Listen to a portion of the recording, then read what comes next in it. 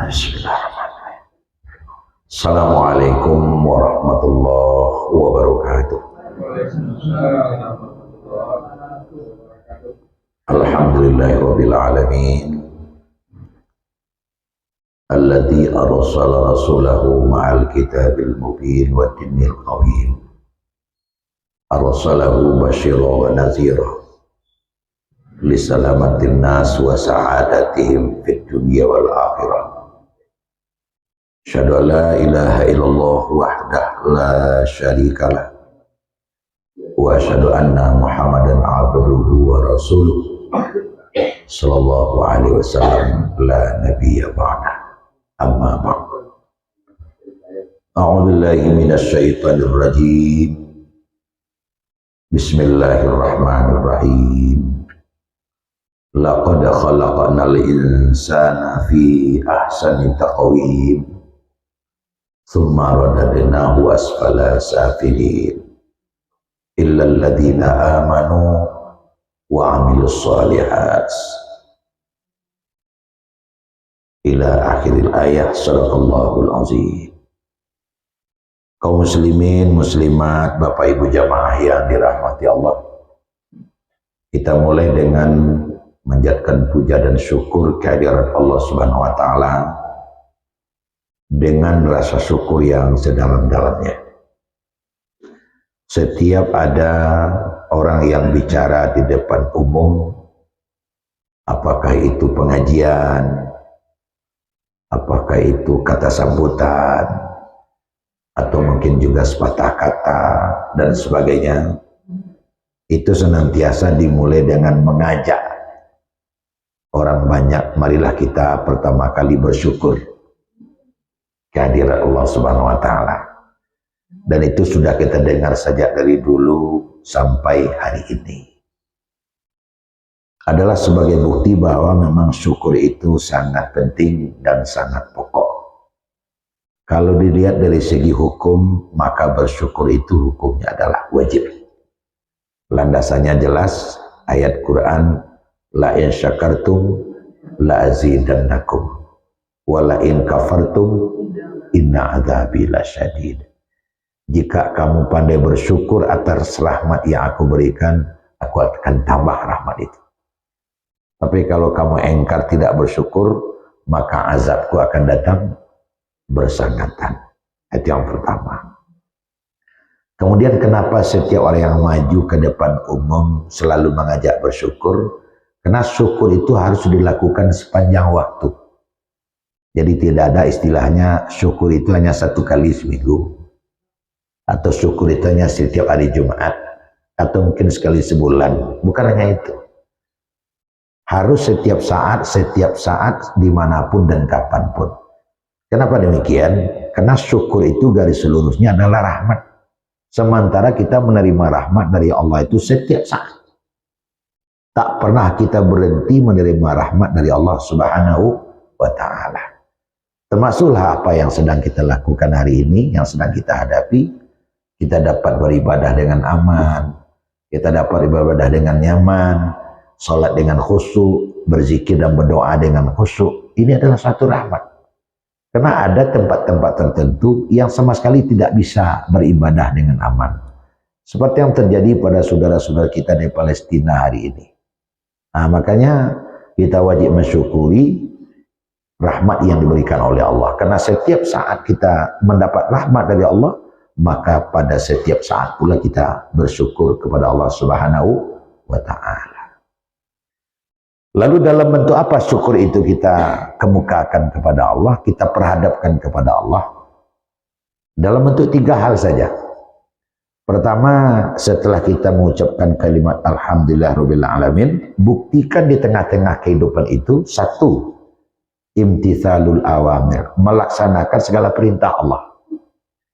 Jadi orang yang taat beribadah, yang sholat 5 waktu, mengerjakan ibadah-ibadah yang lain, dia puasa di bulan Ramadan, kemudian dia menyantuni anak yatim, memperhatikan orang miskin, beramal sosial di tengah-tengah kehidupan, itu adalah bagian dari syukur. Kan tidak mungkin orang itu disebut bersyukur punya maliang, itu tidak masuk. Nah, itu yang pertama. Kemudian yang kedua, termasuk rangkaian syukur itu adalah ijtinabun nawahi, meninggalkan segala larangan. Jadi seluruh yang dilarang oleh Allah, yang dibenci oleh Allah, tak dikerjakan di tengah-tengah kehidupan. Dia tidak bergunjing, dia tidak mencuri, dia tidak merampok, tidak memakan makanan yang haram, itu juga rangkaian dari syukur. Nah, yang ketiga, ini yang paling pokok. Orang yang bersyukur itu taqarrub ilallah.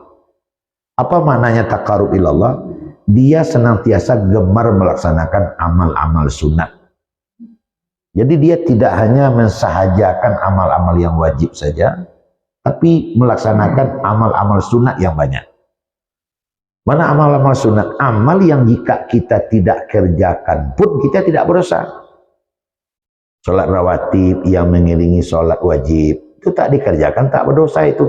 Tapi orang yang mengerjakannya beruntung. Dan itu tanda orang itu ingin dekat kepada Allah, tanda orang itu pandai bersyukur. Puasa sunat, seperti ibu kita ini, puasa sunat ya, berbuka puasa. Nah, puasa sunat itu tidak kerjakan, tidak berdosa. Tapi jika dikerjakan beruntung, pahalanya besar. Sebagai satu tanda bahwa yang bersangkutan ingin dekat dengan Allah Subhanahu wa taala. Bahkan ada yang mengatakan kalau hanya mencukupkan amal-amal wajib saja, kadang kurang ikhlasnya. Apa maknanya kurang ikhlas? Karena amal wajib kalau tidak dikerjakan berdosa.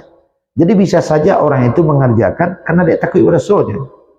Tapi kalau amal sunat yang ia kerjakan, itu jelas-jelas ingin dekat dengan Allah.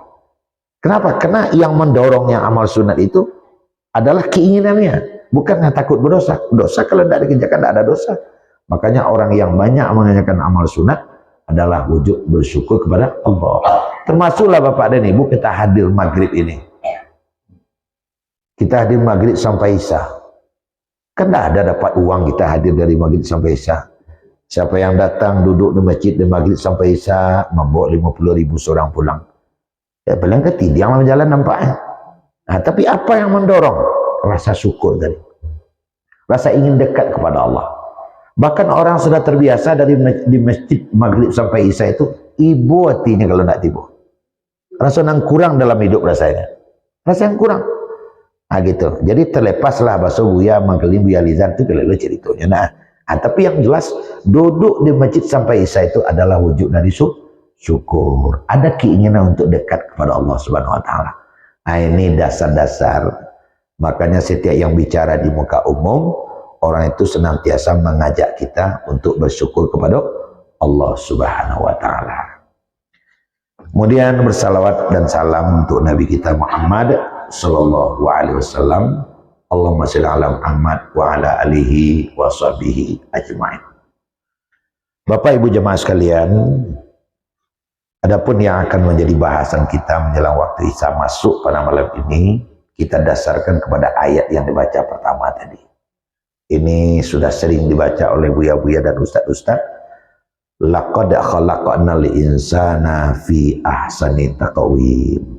Sungguh kami telah menjadikan manusia itu sebaik-baik kejadian. Nah, manusia itu sebaik-baik kejadian, Bapak dan Ibu sekalian berbahagia, banyak sekali tinjauannya sebenarnya. Sebaik-baik kejadian, sebaik-baik susunan yang dimaksud oleh Allah dalam surat At-Tin itu bisa tinjauan secara lahir, bisa tinjauan secara batin. Nah, tinjauan secara lahir, dari susunan biologis bentuk tubuh memang manusia terbaik. Binatang-binatang lain juga diciptakan oleh Allah, itu bentuk dan susunan biologis alat tubuhnya di bawah kita. Bagaimana bentuk kerbau, ampek kakinya, rancak juga padanya. Bagaimana ayam, dua kakinya wasayok, rancak juga padanya. Apalagi kalau babi, aneh entahlah bentuknya, rancak juga dia. Bagaimana dengan beruk, dengan karo, di ayam mancu itu, rancak juga padanya. Nah, di mana bagusnya? Nah, coba bayangkan Bapak Ibu. Letak kaki kita, itu paling indah kita itu. Kaki, karena dia adalah alat transportasi, akan membawa seluruh yang dibawa ada di tubuh kita, buatannya lebih kadang. karena akan menahan segalanya. Kemudian tangan adalah untuk bekerja, tergantung di tubuh, karena tidak tergantung buatannya ketek. Sulit kita membayangkan kalau buatan tanganku gadang pada kaki. Itulah mama ambil tanganku kesudahannya. Tangan dikecilkan buatannya. Belum lagi tangan itu sendiri dikasih jari-jari dan ada ruas-ruasnya sehingga bisa memegang, bisa dipakai untuk alat bekerja dengan segala macam. Itu baru tangan dan kaki. Belum lagi alat-alat yang lain. Cobalah kita bayangkan sejenak, letak mata, letak hidung, letak mulut. Itu letaknya di muka, pas menghadap ke depan. Mata dua menghadap ke depan. Kemudian ada hidung, di situ juga letaknya. Di bawahnya sedikit ada mulut. Itu jelas letaknya pas di tempat yang pas. Kenapa? Karena keduanya itu ketiga-tiganya mata, hidung, mulut. Kemudian ditambah dengan telinga kiri dan kanan. Itu alat untuk hidup sehingga simpel. Coba bayangkan kalau mata itu satu di muka, satu di belakang. Kalau satu di muka, satu di belakang, itu kacamata jelas berbeda bentuknya. Itu lain bentuk kacamata. Kalau di belakang satu, muka satu. Kemudian kalau seandainya di belakang satu, di muka satu, tidak bisa konsentrasi kita. Tidak bisa kita fokus untuk melihat satu. Karena di mungkot saya lihat, belakang saya lihat loh. Nampak keduanya jadinya. Dan kita tidak bisa bicara di belakang orang. Karena tidak ada yang belakang, kan gitu. Letaknya di muka dua. Begitu pula hidung. Hidung ada lubangnya dua menghadap ke bawah. Coba yang deh ibu kalau kata maduk lubang hidung. Hari penghujan loh, apalah kacaru. Termasuk bawa payung kamapai, di bawah letaknya. Nah, untung saja menghadap lubang hidung itu ke bawah. Jadi kalau ada musim selemo, langsung dia ke bawah. Tapi kalau kata lubang hidung, apalah kacaru. Jadi banyak sekali tinjauan-tinjauan lucunya kalau kita lihat susunan alat tubuh kita ini, kan gitu. Belum lagi yang lain-lain. Sebenarnya gigi tumbuh, rambut tumbuh. Tapi gigi kok tumbuh hanya sampai ukuran tertentu, dia nggak mau tumbuh lagi. Kan seperti itu. Tapi kalau rambut, dia tumbuh terus. Nah, karena rambut itu tumbuh terus tiada henti, terbuka lolongan karajoce, tempat gunting rambut. Macam-macam lo model guntingnya. Model yang ketujuh, Pak. Kan itu. Ada nama katihan, ada nama kebawahan, ada nama tipi, ada nama gunting sayap, segala macam namanya. Macam-macam. Pernah tidak kita berpikir agak seketik Bapak? Bagaimana rasanya dan baalah jadinya kalau seandainya gigi ini sama dengan rambut? Nyo panjang lo tarik gigi. Tentu sulit kita membayangkan. Mungkin akan ada nanti tempat potong gigi. Tentu begitu jadinya. Nah, kalau ada tempat potong gigi, yang tidak kalah pentingnya adalah mungkin dia sibuk ndak taisona wakatu lai lupa mengadek gigi kau. Alah kawan membisi anak kau gigi lu batik karek mah. Itu kecik kawan kau. Yang terpikir oleh kita kalau seandainya gigi nam panjang bentuk rambut, tempat potong gigi itu tentu ndak guntiang nado di situ. Tentu garinda nado. Nah kalau lah garinda nado awak nan takwi awak. Kok kanai bibi apalah jadinya tu. Jadi Allah menyusun pas. Kan seperti itu. Rambut tarik panjang, nah bulu mata indah. Kalau seandainya bulu mata panjang lo bentuk rambut, tidak mau lo berhenti panjangnya, abalolah kacaru. Jadi Bapak Ibu hadirin sekalian, ini fi ahsani taqawim, manusia itu adalah sebaik-baik ciptaan, susunan itu dari sisi biologis, dari sisi tubuh kasar. Makanya Allah katakan, fasawwaka fa'adalak. Allah menciptakan tubuh manusia itu betul-betul berimbang. Nah sekarang, tubuh manusia yang paling atas itu kepala. Tapi kalau kabau, kepalanya rendah pada badan. Jawi kambing rendah pada badan. Tapi kalau manusia, kepalanya lebih tinggi dari badan. Kenapa? Karena di dalam kepala itu ada sesuatu yang sangat berharga. Ada sesuatu yang sangat bernilai, dan disitulah letaknya nilai kemanusiaan itu. Itu dari sisi letak kasarnya.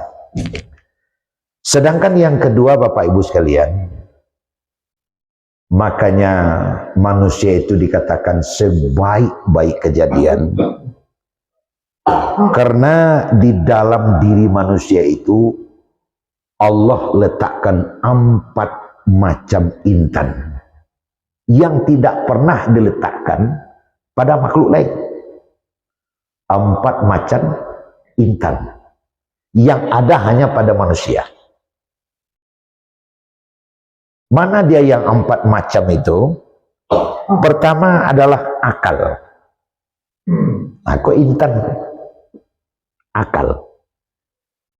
Kenapa akal itu disebut dengan intan, sesuatu yang sangat berharga? Karena inilah yang membedakan manusia itu dengan yang lain. Kalaulah tidak karena akal Bapak Ibu, wah sama saja dengan kaki ampek itu, Bu. Sama saja. Bahkan di satu sisi lebih parah wak dari itu. Kalau ndak dek, akal itu nomor pertama. Nah kini wak uji dulu, ia akan membedakan awak. Kalau tidak ada akal kita akan sama, bahkan lebih daripada itu.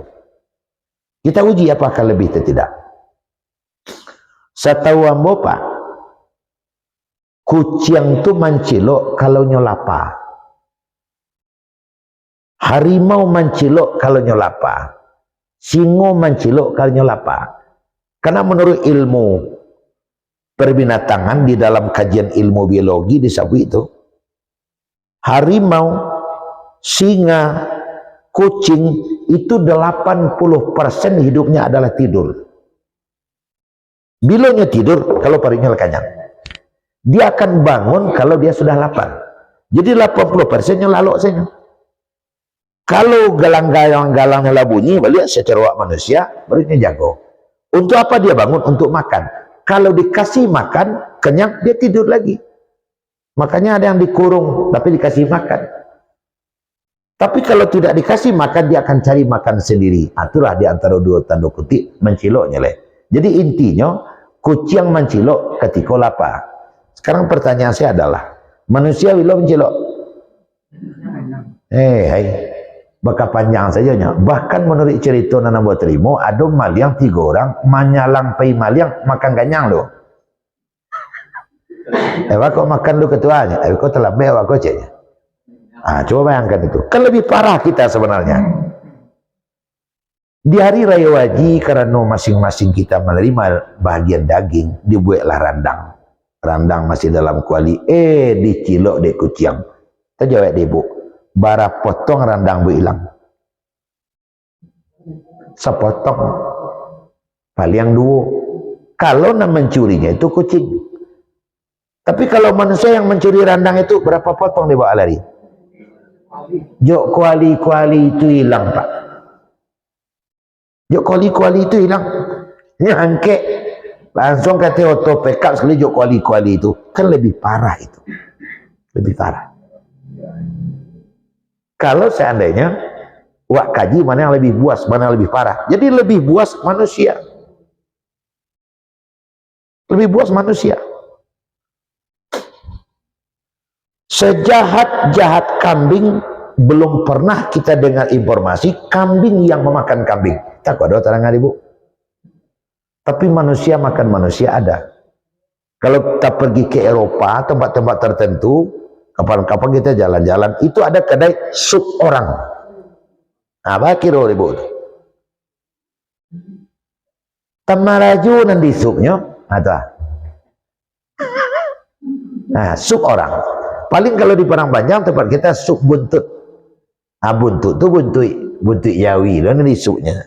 Lalu buntut 2 liter. Abu sup Jawi lah. Tapi kalau di Eropa sana itu yang disup apa? Orang. Nah coba bayangkan. Manusia sangatlah jahat. Manusia sangatlah rakus. Nah, bahkan Bapak Ibu sekalian, dari sisi-sisi lain, ya memang banyak sekali kejahatan-kejahatan yang dilakukan oleh manusia melebihi kejahatan daripada binatang itu sendiri. Kalau di dalam binatang itu kejahatannya sifatnya stagnan. Kalau kecil Pak Martin insting. Bara jayanya Pak Kambiang semenjak sesuat sampai kini jaya Pak Kambiang dah tambah saja tujuannya. Bara karingkangnya apa ayam sangat sesuat sampai kini apa ayam karingkangnya sekeringkang tujuannya. Tapi kerengkang manusia itu bertambah-tambah. Makanya ada istilah dalam kehidupan manusia, maingke-ingke kelangkuan, meningkat-ningkat. Seperti itu. Jadi kejahatan manusia itu selalu berkembang juga. Berkembang kejahatan manusia itu. Mencuri, ada perkembangan dalam dunia pencurian. Dulu menculik-culikan jok panciang, kini jok kapal selam. Ada dulu tembaknya, akan ikan, kini nyestrom. Sabatang airnya mati jok kutu-kutu airnya. Nah, kan artinya apa? Tingkat kejahatan manusia itu juga nambah-nambah. Nah, seperti itu, bukan main. Nah, akhirnya apa? Didatangkanlah oleh Allah kepada manusia itu intan. Intan pertama tadi apa? Akal. Nah, dengan akal itu sudah mulai ada akal sehat. Sudah mulai ada akal sehat. Secara rasional, manusia itu secara akal, manusia yang berakal itu dia akan mengambil sesuatu kalau sesuatu itu memang haknya. Secara akal sehat. Orang yang berakal sehat dia tidak akan mau menang baik. Kan seperti itu. Jadi orang yang akal sehat dia menang karena lawan tak datang. Tidak datangnya. Kan menang, dia menang pindah lama receh. Karena dia berakal.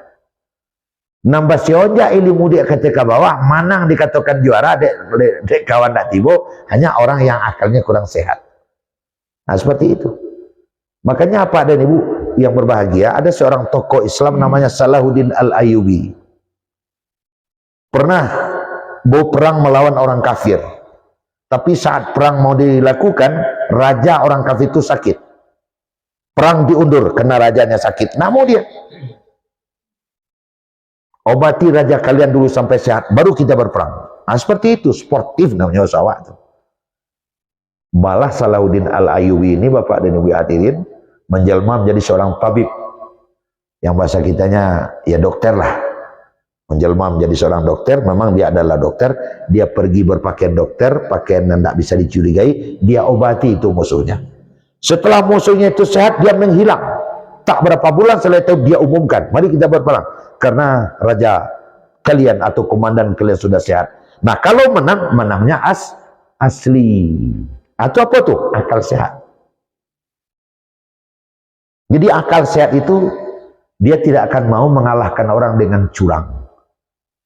Nah, dengan akal, maka derajat kemanusiaan itu akan bisa terpelihara. Bapak Ibu hadirin sekalian, orang yang punya akal sehat, tidak mau mencilok payung orang tengah jalan. Kenapa? Karena sebelum dia turun dari rumah, nyoca lihat, gabak diulu, tando kaujan, ceong di langit, tando kapaneh. Karena nyo tahu pas nyo berangkat lah mulai awan tabak, nyo bawa sekali payung. Nyo bawa payung di rumah, tak payung kawannya sembar. Nanti kalau seandainya hari hujan di tengah jalan, tinggal mengembang payung. Ah, seperti itu. Jadi Bapak Ibu hadirin sekalian, orang yang berakal sehat itu dia tidak mau main-main. Di Bali nya 10.000, nya jual 10.100. Dengan ataradi minkum, dengan rasa rela yang menjual, rasa rela yang membeli. Untungnya 100. Itu akal namanya itu. Namun demikian Bapak Ibu sekalian, tingkat akal ini juga berbeda-beda. Ada yang kemampuan akalnya itu kuat sehingga hidupnya menjadi senang. Ada yang kemampuan akalnya itu menengah, agak payah hidup. Ada yang tidak berakal. Payahnya itu. Nah, seperti itu. Kenapa? Karena yang mengandalkan hidup itu dengan otot saja biasanya hidupnya agak parah. Karena bakara jojo otot itu agak rendah nilainya dibanding bakara jojo uta. Jadi otot dengan otak. Kalau jo otot kini 80.000 sehari, paling tinggi agak pemurah kepala tukang dia gini 100 sehari. Itu masuk pukul 8 keluar kuampe. Kulimo nya. Nah, kulimo. 1 ipet. Tapi kalau dengan otak itu 100 itu sebentar. Apalagi kalau jadi dokter, dirosok 5 kali mati kena. Nah, sehingga 100 serosok kan itu. Nah, kenapa? Karena otaknya.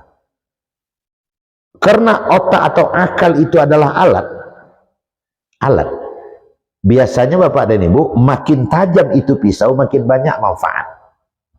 maka tajamkanlah pisau kita. Asah terus pisau kita itu. Asah terus agar dia tajam. Nah, kalau dia tajam, dia akan bisa dimanfaatkan untuk apa saja. Tapi kalau tumpul, itu berbahaya. Maka asahlah. Alat untuk masah pisau yang menamuaka tadi itu, namanya batu asahan. Batu asahan itu adalah pendidikan. Bersekolah usahanya. Makanya orang yang pendidikannya memadai, akanya panjang. Nampak-nampak saja jalan deh. Akan seperti itu. Jadi Bapak Ibu hadirin sekalian, di sekolah makanya menuntut ilmu atau memperpanjang akal itu di dalam agama kita hukumnya adalah wajib gitu. Itu intan yang pertama akal. Intan yang kedua Bapak Ibu sekalian, Allah berikan kepada kita yang namanya hati. Nah, itu hati. Kalau bahasa lainnya apa itu raso. Nah, itu dalam tubuh awak ada yang nama manusia ada nih. Aku nanya hati kok untuk melengkapi kehidupan awak. Pareso dibawa turun, raso dibawa naik. Kedua-duanya perlu tuh. Jadi ada akal, ada hati, ada rasional, ada emosional, hati. Kenapa? Karena ada hal-hal yang tidak bisa hanya dengan akal saja, Pak. Tapi perlu juga hati. Kadang akal masuk tapi dia tidak menerima. Nah, tidak menerima. Rasu bersawat. Allah berikan kepada kita. Rasu itu. Saya sering berikan contoh kalau lah masalah rasu. Secara akal, itu barang itu adalah dijual menurut harga pasar. Itu secara akal. Cuman si A membeli 1.000. Waktu si B membeli 800 ini jual. Marahlah si A ini. Kok ke saya 1.000? Kok ke dia cuma 800? Ada apa ini? Akhirnya si penjual menjelaskan kepada si A. Pak, saya jual ke dia 800. Kalau saya boleh bilang sama bapak, ini mai duit anak yatim berampek, Pak. Lakinya lama meninggal, anaknya ketek-ketek. Itu yang bisa mau menolongnya. 800 dia tempat pulang pokok sebagainya. Oh begitu. Akhirnya bapak ini menerima. Oh, yang menerimanya apa namanya itu? Hati. Raso tadi. Raso. Saya yakin bapak ibu berpengalaman pergi ke Padang atau mungkin pergi ke Jakarta, pergi ke Bukit Tinggi segala macam, terutama sekali ke Padang. Turun di Minang naik angkot. Alhamdulillah aman ya. Jadi ada mahasiswa, ada siswa, ada anak sekolah segala macam. Panuh, masuk ibu cik panuh bangku. Lalu ke Katip, pas diterima kantor gubernur, ada naik gaya surang. Pas gaya ke naik, kecik mahasiswa dan muka, mak duduk mak, dia buat tagak keciknya. Anan main anak dari itu. Rasa nan main. Tapi kalau orang tak punya perasaan, pas naik gaya kok ni sejak lalu lah. Lah terlampang-lampang lagi kok. Atau berkelok terlampang ke situ. Atau barin atau menunggu ke muka. Tapi karena anak muda ini orang yang punya rasa, mama silakan duduk mak biar saya yang berdiri. Dia lebih kuat. Akan perlu rasa dalam hidup itu. Coba kalau tidak ada perasaan. Nah itu rasa tuh. Nah Bapak Ibu sekalian, kalau boleh saya menyampaikan satu kisah nyata ini. Ini terjadi di Bogor dan persis dengan teman saya. Dia yang bilang langsung, kebetulan dia singgah atau mampir setelah mengisi bensin di pom bensin, kemudian dia pergi ke satu supermarket. Di waktu itu dia ambil barang-barang atau makanan-makanan, kue-kue, mau bayar ke kasir. Di depannya ada seorang anak muda. Di depan anak muda itu ada seorang nenek yang sedang membayar dan seorang cucu.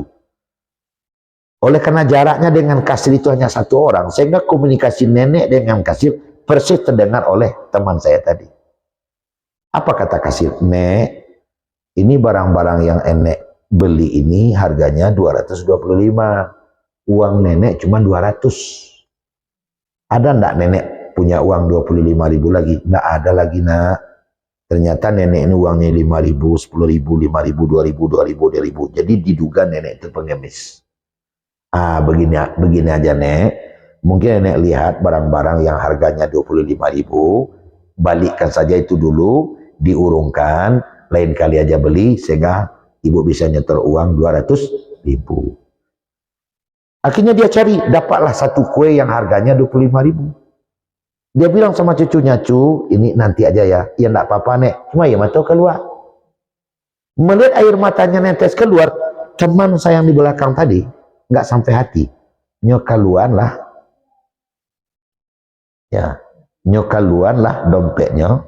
Nampak dek teman saya, anak muda di belakang tadi. Anak muda itu maksudnya, anak muda kok, nyokaluan dompetnya, nyobucuy dari dompet itu piti 50.000. Nyobucuy piti 50.000, nyocampaan ke kaki nenek kok, perbuatan anak muda tadi. Setelah sampai itu, uang di lantai, pas di dekat sandal itu nenek, dia tepuknya bau nenek. Nek, itu uang nenek jatuh. Itu uang nenek jatuh 50.000. Lain kali Nek, kalau membeli sesuatu, hati-hati ngitung uang. Enggak tuh, enggak uang saya, uang nenek. Saya lihat dari belakang kok. Uang nenek itu. Cepat-cepat ambil, nanti orang ngambil. Diambil lah dari nenek itu, di bayi ya. Masih bawa lihat 25.000. Ya nenek itu bayar, nenek itu pergi. Sedangkan ya anak muda itu hanya beli berapa saja, dia beli, dia lari. Teman saya ini mengangguk, waduh. Nah pertanyaannya adalah, anan main di anak muda itu rasu. Tekana dia mungkin neranggainya, tabayang dia mungkin namanya. Itu yang alangkah mulianya hati anak tadi. Itu namanya rasu. Ada binatang, tidak ada terus. Tidak ada binatang terus. Bahkan tidak ada, coba bayar Pak. Kucing ataupun wow di lamannya basana, lari-lari main-main, kajak kemari, gigi itu lari lo dia, gigi lah dia. Kan artinya harmonis hubungan mereka itu. Datang ibu campaan tulang di situ kecil. Terjadi. Cakapnya. Itu filosofi yang guru namanya itu. Bersatu teguh, bercerai rubuh. Ketika mengajar buruan. Tapi kalau buruan lah, tak kalau beko, perhitungan menjadi berbeda. Dan kata-kata awas, kami dulu. Kan begitu cerita. Dek raso nak do. Makanya itu kalau tidak pakai raso, babayo Pak. Babayo. Babayo itu tidak pakai raso kok. Makanya awak di dalam filosofis kehidupan orang Minang kan disebut naik ke rumah dibawa raso. Bako raso dia naik ke rumah. Karena ada di rumah itu macam-macam. Baminantu, bamintuo, baipa, babisan. Badia bakakak. Ngomong sama anak dengan ngomong sama menantu itu pasti berbeda. Ngomong ke kakak, ngomong ke dia ipa itu berbeda. Mau ngomong bakabisan itu berbeda. Nggak mau ada bahasa dia. Limang tadi banyak, nya bisa nawak tu nama itu caranya kabisan. Acang tu itunya sudah. Kalau kanak biasa saja jalan menurunnya. Tidak sama yang tadi ya, cekik kepala ngalih. Itu kanak tu si John namanya. Tapi kalau kamalin nama yang tadi cekik pulau malin. Tu nak mau itu kaminan tu itu. Tunggang langgang hanya lari malin kok.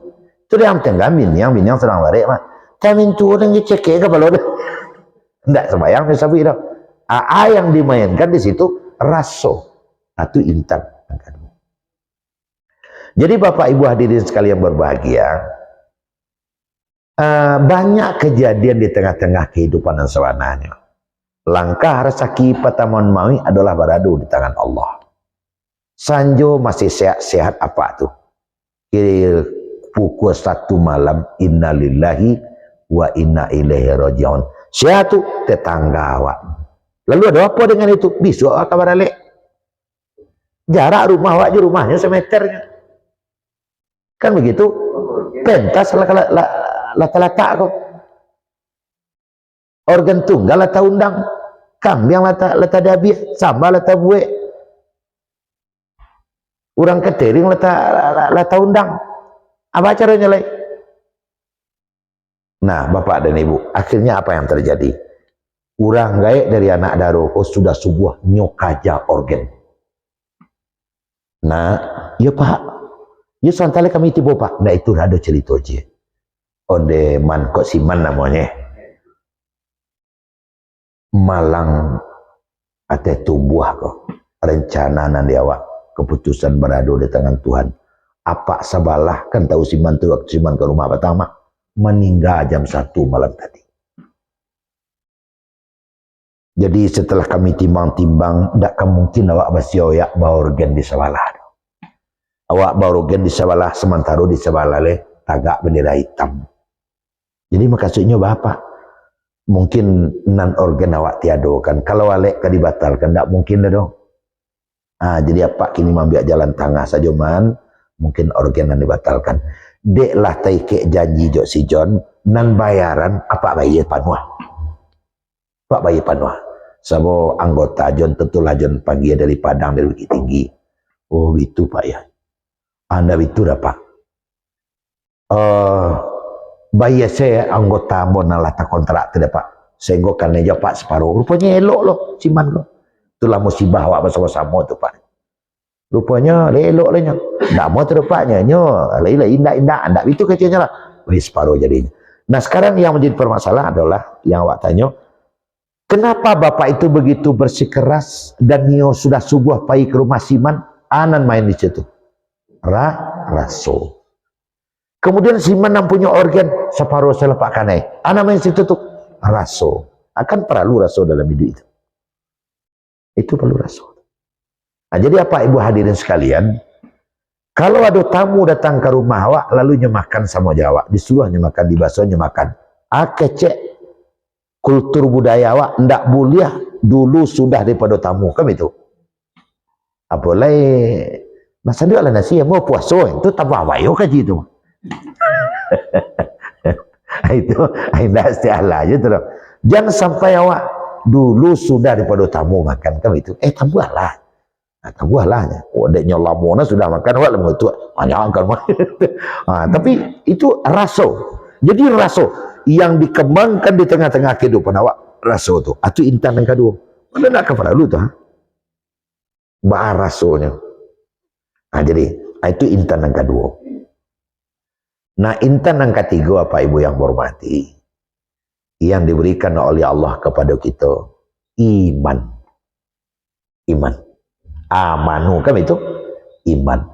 Apa itu iman apa dan ibu? Dikatakan iman itu adalah intan berlian dan ada dalam batang tubuh awak. Awak berkemampuan untuk berperilaku baik dimanapun dan kapanpun. Kenapa? Karena orang yang beriman itu dia tidak perlu pujian. Orang yang beriman itu tidak perlu piala atau pengumuman bahwa dia adalah juara satu.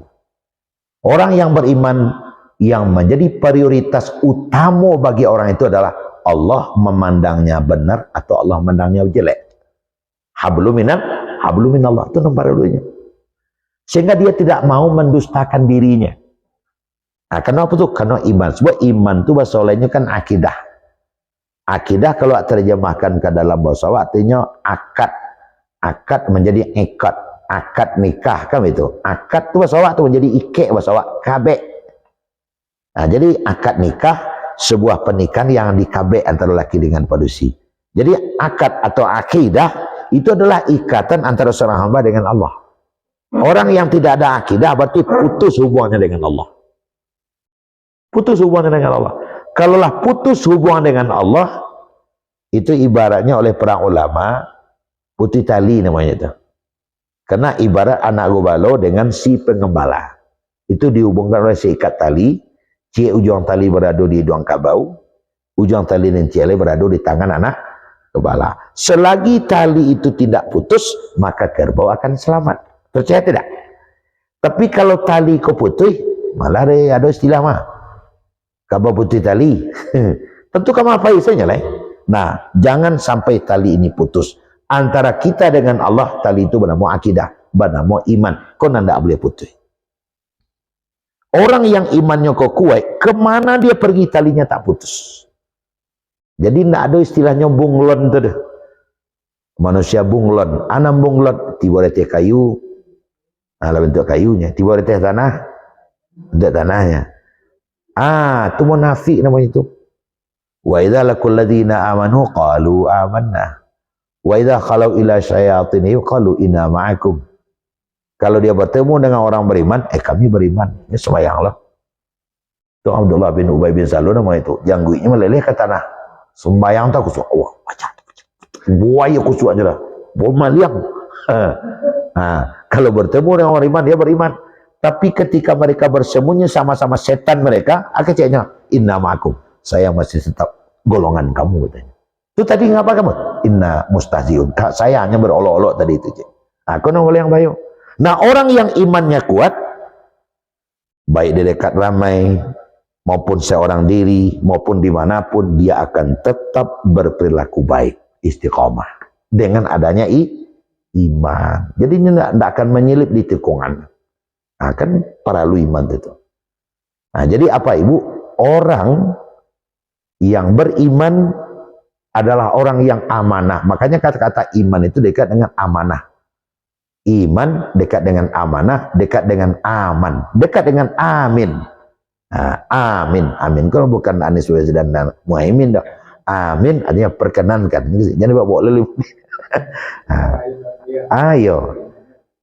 Itu jadi kan iman, amanah, amin, amin. Sama tuh. Nabi apa gelarnya? Al-Amin. Kadang kawan mencari jargon, kau pandai nalo pak. Amin. Memang kebetulan bisa disusun kayak begitu. Jadi apa ibu balik kan nanti balik iman menentukan sekali.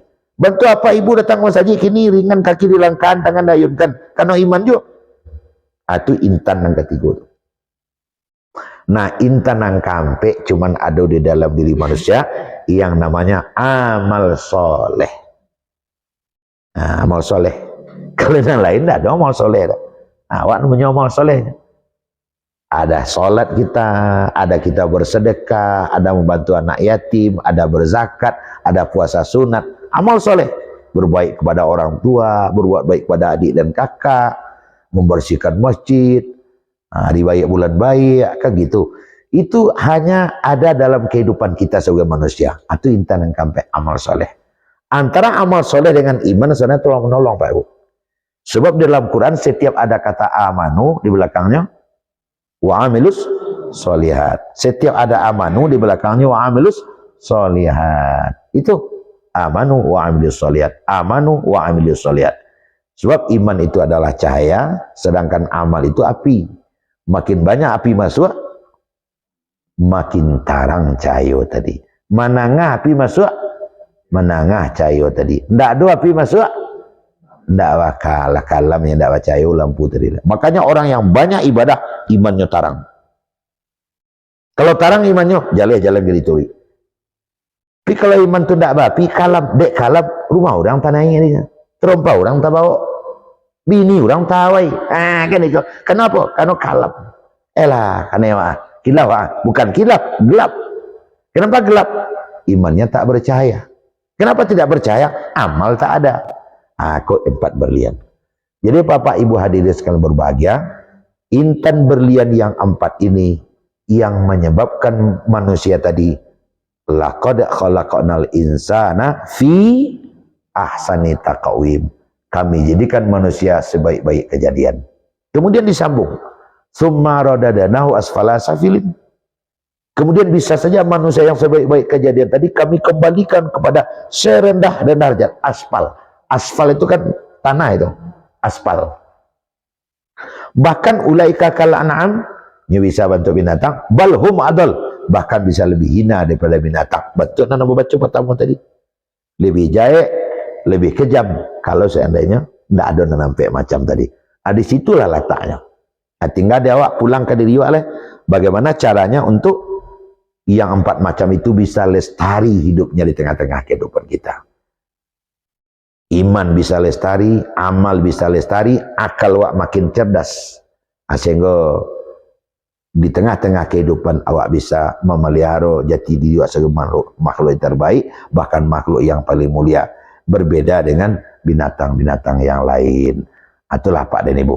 Kemudian dikunci nanti dengan apa yang namanya agama. Agama itu sebenarnya pengunci mati. Dengan adanya agama, masing-masing itu bisa fungsi dengan sebaik-baiknya. Itu saja Pak dan Ibu yang hormati. Nah, mempamurah diri wako, kaki murah dilangkahkan, tangan mulia diayunkan, sehingga kita menjaga norma-norma kebaikan di tengah-tengah kehidupan. Itu barangkali Pak, mudah-mudahan akan ada manfaat daripada apa yang kita baca. Waktu lama masuk kita akhiri. Mungkin salah, jangan mohon maaf. Akhirul kalam. Assalamualaikum warahmatullahi wabarakatuh.